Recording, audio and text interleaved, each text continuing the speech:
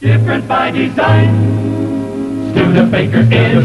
Studebaker is. Studebaker is. Kyle here again, joining you from the upper level exhibits of the Studebaker National Museum, next to an iconic Studebaker bullet nose model. But I'm not talking about this beautiful 1950 Commander Starlight coupe behind me. No, I'm talking about its miniature pedal-driven friend on the floor here. Now, believe it or not, pedal cars like this one and other miniature toy versions of full-size cars have a long history. And Studebaker's history with miniature vehicles goes back all the way to their horse-drawn era, which we'll come back to in just a moment. Now, this particular pedal-driven car was built by an Italian company named Giordani, which was founded in 1895 and originally produced wheelchairs, tricycles, and children's toys. Its first pedal car was built in 1915. Now, this bullet nose Studebaker has some pretty neat features.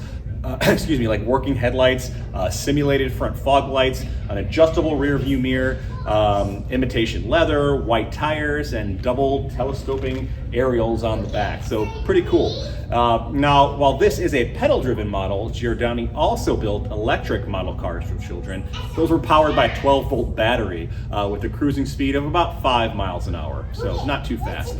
Now, as you can imagine, these were fairly expensive toys back in the early 20th century, but after World War II, pedal cars grew more popular and would have been available in most major stores. And would have been made using metals and plastics. Original pedal cars were mostly made of metal and thus more expensive.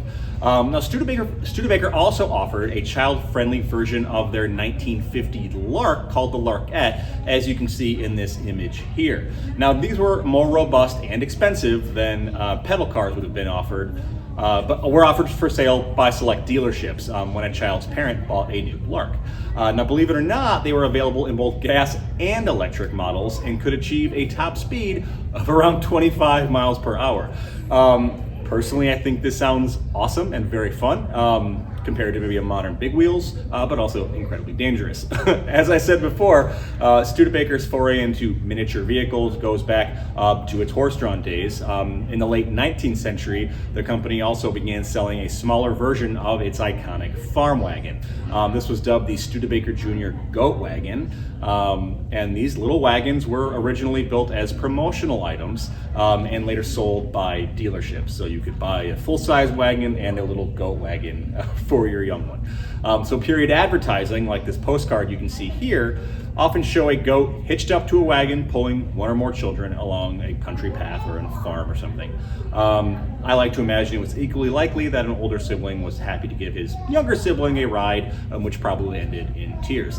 But again, long history with these sort of small vehicles, and we have several here in the collection to look at and enjoy. So thanks again for joining me today, and we'll see you down the road.